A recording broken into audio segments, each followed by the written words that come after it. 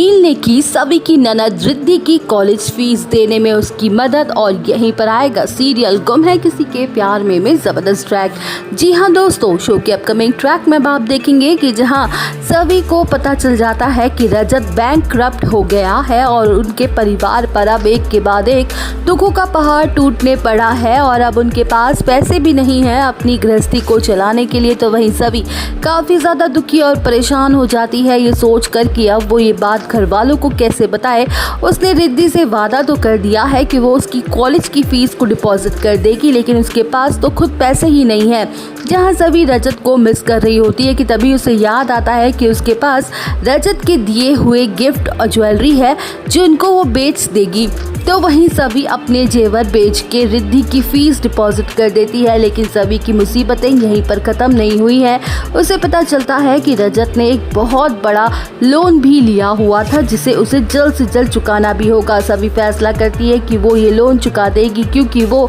नहीं चाहती कि रजत के मरने के बाद लोग कोई भी उसे लेकर गलत बातें कहें। वल्लभ शो के अपकमिंग ट्रैक में आप देखेंगे कि जहाँ सभी ये बड़ी बात अपने परिवार से छुपा लेती है और पैसों का अरेंजमेंट करने में लग जाती है, तो वहीं इसी दौरान नील और सभी फिर एक बार उनकी मुलाकात होती है जहां नील को धीरे धीरे समझ आ जाता है कि सई सभी की बेटी है और सई के पिता कोई और नहीं बल्कि रजत ठक्कर था। तो वहीं ये सच्चाई जानकर नील के दिल में सभी को लेकर हमदर्दी और इज्जत दोनों बढ़ जाती है। जहां नील सभी की कंडीशन को समझता है और उसकी मदद करने के लिए अपनी सेविंग्स में से कुछ पैसे देता है और रिक्वेस्ट करता है और कहता है कि सभी मैडम प्लीज़ आप इन्हें रख लीजिए, मैं जानता हूँ आप अभी किस दौर से गुजर रही हो, आपको किसी भी चीज़ की कोई ज़रूरत हो प्लीज़ मुझे बताना, मैं आपकी मदद करने की पूरी कोशिश करूंगा। वल्लभ शो के अपकमिंग ट्रैक में आप देखेंगे कि जहां नील की बातें सुनकर सभी शॉक्ड रह जाती है और अपने मन में सोचती है कि कल तक जो नील उससे सीधे मुंह बात नहीं करता था,